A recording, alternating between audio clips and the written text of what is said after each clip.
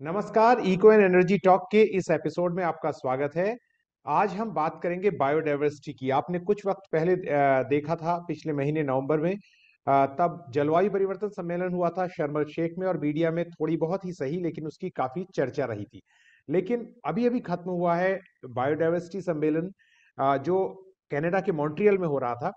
तो उसकी अगर तुलना करें तो उस मामले में बिल्कुल भी बातचीत नहीं हुई, और ये इसलिए भी खतरनाक है क्योंकि जलवायु परिवर्तन के प्रभाव जो हैं वो बहुत हद तक जैव विविधता से यानी बायोडायवर्सिटी से जुड़े हुए हैं। हमारे साथ अभी बातचीत करने के लिए प्रतिष्ठा है। प्रतिष्ठा जो है वो क्लाइमेट एक्शन नेटवर्क से जुड़ी हैं, बायोडायवर्सिटी पर और पर्यावरण पर रिसर्च करती हैं और सिविल सोसाइटी की एक मुखर आवाज भी है। तो प्रतिष्ठा, आपका बहुत बहुत स्वागत है। हम आपसे सबसे पहले ये समझना चाहते हैं कि इस चीज को रेखांकित करके बताएं कि बायोडायवर्सिटी क्या है, ये किस चिड़िया का नाम है और क्यों जरूरी है बायोडायवर्सिटी को संभालना, उसको सहेज कर रखना। थैंक यू हृदय जी, मुझे आमंत्रित करने के लिए। सबसे पहले मैं थोड़ा सा बताना चाहूंगी कि बायोडाइवर्सिटी क्या है। जैव विविधता जिसे हम हिंदी में बोलते हैं। पेड़ पौधे और जीव जंतुओं में पाए जाने वाली अलग अलग तरह की विशेषताएं जैव विविधता कहलाती है। और जैव विविधता पृथ्वी पर मौजूद सभी जीवित चीजों से बनी है। यानी यह सभी तरह के जीवन को समाहित करती है। इसमें छोटे से छोटे बैक्टीरिया या वायरस से लेके बड़े पेड़ पौधे और जानवर तक, और यहाँ तक कि हमारी अपनी प्रजातियां भी शामिल हैं। ऐसा देखा गया है, ऐसी काफी रिपोर्ट्स निकली हैं जिसमें यह पता चला है कि पृथ्वी पर जीवन बनाए रखने के लिए जैव विविधता का संरक्षण करना बेहद अहम है। और हमारा संतुलन पृथ्वी के साथ, जैव विविधता के साथ बिल्कुल बिगड़ा हुआ है। सो अगर हमें पेड़ पौधे और जानवरों और सूक्ष्म जीवों की एक विस्तृत श्रृंखला के बिना हमारा स्वास्थ्य बिल्कुल भी संभव नहीं है। वही इसीलिए हम इस बायोडाइवर्सिटी कॉन्फ्रेंस, इस जैव विविधता सम्मेलन में चाहते हैं कि देश इस विषय पर चर्चा करें और राइट। बहुत ही अर्जेंट एक्शंस लें। देखिए, इसमें जो बात प्रतिष्ठा ने कही, मैं उसमें ये भी जोड़ दूं कि जैव विविधता ऐसी चीज नहीं है जो एक दिन, दो दिन या एक दशक या एक सेंचुरी में बनकर तैयार हुई है। जो रिसर्च हमें बताती है कि जो बायोडायवर्सिटी है, जो जैसा प्रतिष्ठा ने कहा कि चाहे वो प्लांट बायोडायवर्सिटी हो, चाहे वो एनिमल बायोडायवर्सिटी हो, चाहे माइक्रो ऑर्गेनिज्म हो, ये कोई 450 करोड़ 4.5 बिलियन ईयर्स में तैयार हुए हैं। इसीलिए जब हम कहते हैं कि जंगल मत काटिए और सरकारें कहती हैं कि हम नहीं, उसकी जगह प्लांटेशन करेंगे, तो वो जंगल करोड़ों साल में बनकर तैयार होते हैं, जिसके साथ एक पूरा बायोम जुड़ा हुआ होता है। तो बहुत शुक्रिया इस जानकारी को हमें देने के लिए प्रतिष्ठा। लेकिन मैं ये समझना चाहता हूँ कि आज क्लाइमेट चेंज को लेकर, मैं भी यूएन की वेबसाइट पे भी देख रहा था, क्लाइमेट चेंज को लेकर जो खतरा है, बायोडायवर्सिटी का उसमें क्या महत्व है? बायोडायवर्सिटी को बचा के क्या क्लाइमेट चेंज की रफ्तार को, ग्लोबल वार्मिंग की रफ्तार को हम काबू कर सकते हैं? बिल्कुल बिल्कुल, और ये बहुत ही एक अहम सवाल है जो कि हम यहाँ देशों के बीच के चर्चा का भी एक मुख्य बिंदु है कि कैसे, क्या बायोडाइवर्सिटी कंजर्वेशन जलवायु परिवर्तन के लिए भी ही प्रभावशाली है या नहीं है। इसमें सबसे पहले मैं यह बोलना चाहूंगी भारत के विषय से कि दुनिया के सबसे अधिक जैव विविधता वाले देशों में एक भारत भी है। जी। और भारत जैसे काफी देशों के लिए उनके सामाजिक, आर्थिक और पर्यावरणिक कल्याण के लिए जैव विविधता का संरक्षण करना काफी जरूरी है। जैसा कि मैंने पहले कहा कि ऐसी बहुत सी चीजें हैं जिसके लिए हम जैव विविधता पर निर्भर करते हैं, भले ही वो हमारा भोजन हो, हमारी दवाइयां हो, खाद हो या क्या नहीं हो। हम खुद एक जैव विविधता का एक पार्ट है। जी। इसीलिए कहते हैं हमें बायोडाइवर्सिटी, जैव विविधता का संरक्षण करना बहुत ज्यादा जरूरी है। और हम एज अ सिविल सोसाइटी और also as public at large, हमारी आम जनता को जागरूक करना भी बहुत ज्यादा अनिवार्य है। तो बिल्कुल यहाँ पर प्रतिष्ठा जो बात कह रही है उसमें कुछ बातें जोड़ना जरूरी है और बताना जरूरी है, क्योंकि वो जिन बातों की ओर इशारा कर रही हैं उनमें से एक महत्वपूर्ण बात यह है कि जैव विविधता के विनाश के लिए इंसान द्वारा खेती और अन्य कार्यों के लिए किया गया जो लैंड यूज है, वो सबसे ज्यादा जिम्मेदार है। इसको सुनकर थोड़ा आश्चर्य हो सकता है, लेकिन ये सच है कि जो लैंड यूज जिस तरह से किया गया है अनसस्टेनेबली, वो भी काफी जिम्मेदार है। जो रिसर्चर्स हैं वो बताते हैं कि धरती के जिस हिस्से में बर्फ नहीं है, यानी जहां खेती हो सकती है, उसका 70% जो क्षेत्रफल है वो इंसान बदल चुका है। और इसी तरह से जो टेम्परेचर राइज है उसके बढ़ने का कोई समानुपातिक असर जैव विविधता पर नहीं हो रहा, बल्कि वो एक्सपोनेंशियल असर हो रहा है।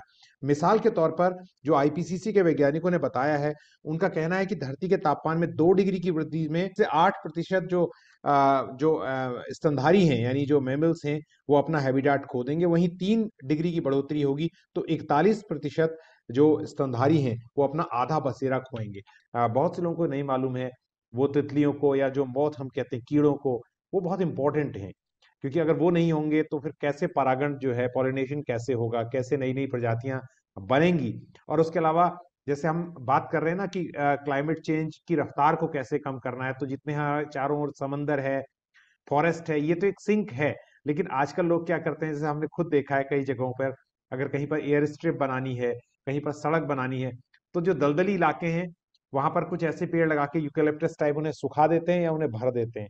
लेकिन ये बताना बहुत जरूरी बिल्कुल। है दर्शकों को कि ये जो वेटलैंड्स हैं या पेटलैंड्स हैं, ये फॉरेस्ट से कहीं दोगुना कार्बन सोखते हैं। तो इस तरह के जो फैक्ट्स हैं वो लोगों को बताए जाने जरूरी हैं, ताकि वो जैव विविधता की बातों को समझ सकें।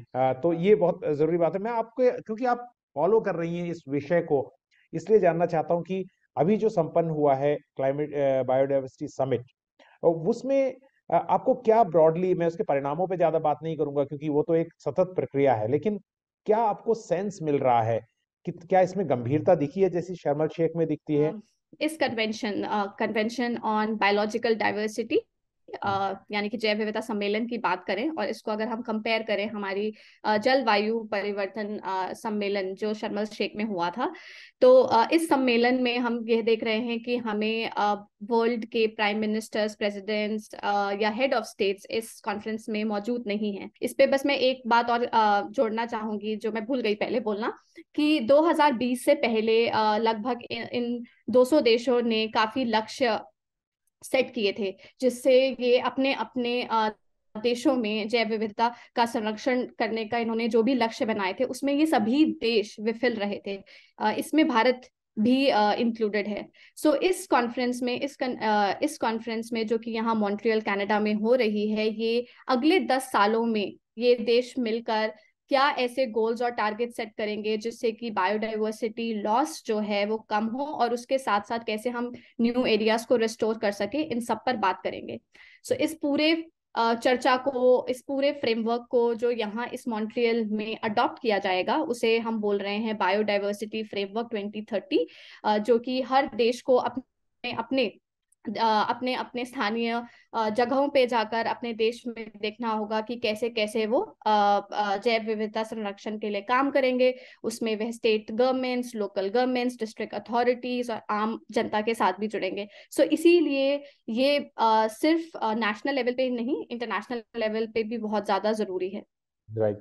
जो आपने बात बताई वही कि एक 30-30 की बात भी चल रही है ना, 2030 तक जो है 30 टारगेट्स, बिल्कुल। उसको लेकर क्या हलचल है, वो क्या जरा अगर आप उस पर थोड़ी रोशनी डाल सके।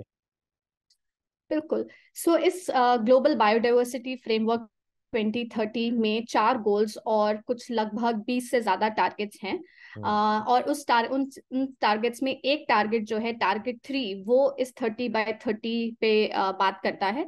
उसका मतलब ये है कि 2030 तक हम अपने 30% ऑफ लैंड्स और ओशियंस को प्रोटेक्ट, कंजर्व और रिस्टोर करेंगे। पर हम्म। इस पर काफी देशों में काफी उलझन है, क्योंकि ऐसे बहुत सारे राष्ट्र भी हैं जहां पर जैव विविधता बहुत ज्यादा है। सो उनके लिए ये 30% में भी बहुत ज्यादा एम्बिशियस ना हो। ऐसे बहुत सारे देश हैं जिनमें ये भी संभावना है, ये भी कंसर्न्स है लोकल कम्युनिटीज का, इंडिजिनस पीपल्स का, या फिर हमारे ट्राइबल लोगों का, कि ऐसा भी हो सकता है कि अगर हम इसे मैंडेट कर देंगे तो बेसिकली वो नेशनल अथॉरिटी के अंदर चला जाएगा, तो उनका अपना जो लोकल राइट्स हैं अपने लैंड के ऊपर, अपने एरियाज के ऊपर, वो चले जाएंगे। तो ये भी एक खतरा लोगों को बहुत ज्यादा परेशान कर रहा है। सो ये टारगेट जो है ये काफी ज्यादा चर्चे में है, अभी इस पर ज्यादा प्रोग्रेस बिल्कुल भी नहीं हुई है। और इसी के साथ साथ मैं दूसरा एक और विषय बताना चाहूंगी जो कि बहुत ज्यादा हलचल में है इस कॉन्फ्रेंस में, वो है फाइनेंस के ऊपर, कैपेसिटी बिल्डिंग और टेक्नोलॉजी के ऊपर।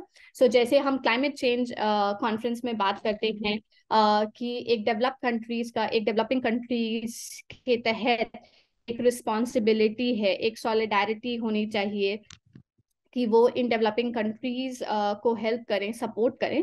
उसी तरह से बायोडाइवर्सिटी के क्षेत्र में भी, जबकि विश्व की सबसे ज्यादा बायोडाइवर्सिटी ग्लोबल साउथ यानी कि डेवलपिंग कंट्रीज में ही पाई जाती है।